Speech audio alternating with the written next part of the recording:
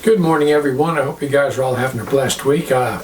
Mine was going really good until one of the little germ bucket grandkids brought home some kind of bug from school and I happened to catch it. So if I clear my throat and I sound funny, that's why. So listen, I wanted to talk to you today about confusion, because we live in a world of total confusion. And this is the definition of confusion. It says a lack of understanding, uncertainty, a situation of panic, a breakdown of order, the state of being bewildered or uncertain in one's mind about something. Boy, that sounds just like the world we live in, doesn't it? Well, this is what it says in Psalms 71, 1-3. It says, O Lord, in you do I put my trust. Let me never be put in confusion. Deliver me in thy righteousness and cause me to escape. Incline thy ear unto me and save me. Be thou my strong habitation, where I may continually resort, that thou gavest commandment to save me, for thou art my rock and my fortress.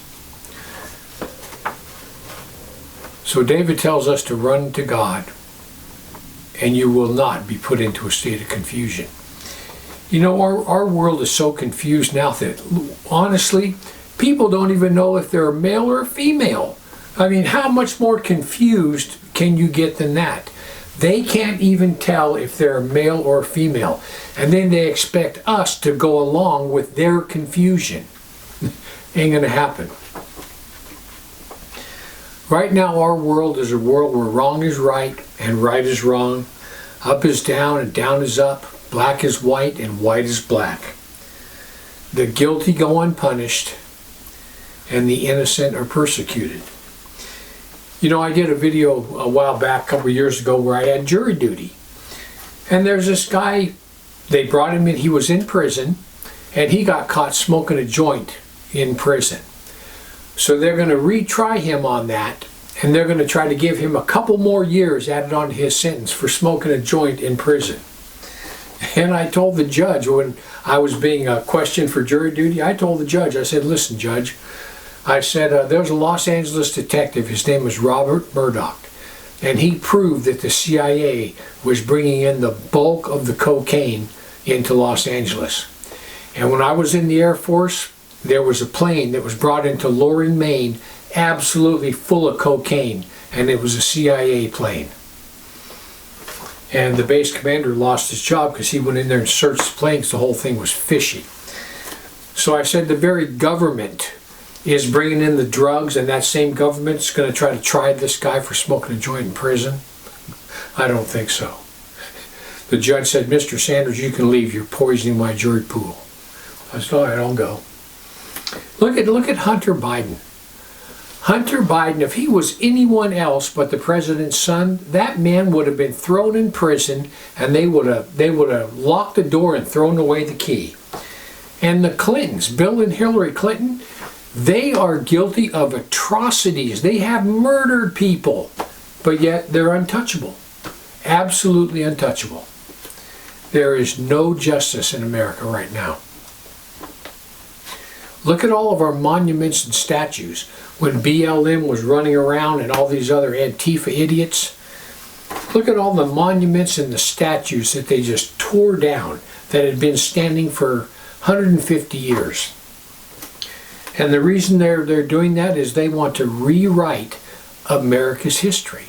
They want to rewrite it and make it sound like confusion. You know, when I was in Germany, I noticed a couple times that I went out and there were these plaques, monuments set up in Germany about the Holocaust. And the German kids at night would go out there and they'd mix up cement, and they would put cement on top of all these monuments so people couldn't read them, because they didn't want anybody to know what their country and what their fathers were guilty of.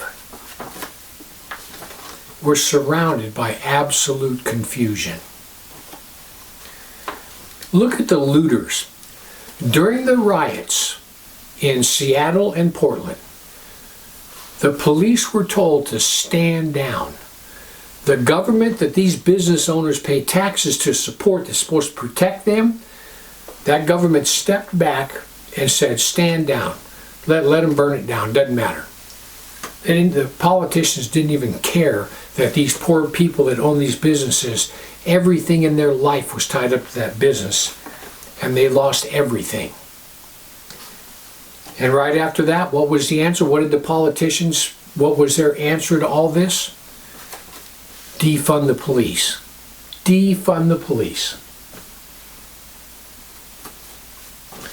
The murder rate in all democratic cities, all democratically run cities, Los Angeles, San Francisco, Chicago, New York, the murder rate is skyrocketing out of control. There's no tourists in any of these cities anymore. Nobody goes there. And the politicians, the government, they don't care. They don't care. They're trying to make America into a third world country. That's what all this is about. Everything. It's all about trying to break the economy of America, break the back of the middle class, and we're going to become a third world country. Look at our universities. Our universities all across America, the far left reigns. You can't even be a speaker and be a conservative and be allowed on these colleges. They will not allow anyone with any opposing opinion to come on and speak to the students. You know, back a long time ago, universities taught kids how to think. That's what they did. That's what the university was there for, to teach you how to think. Now they tell you what to think. They teach them that there's no truth.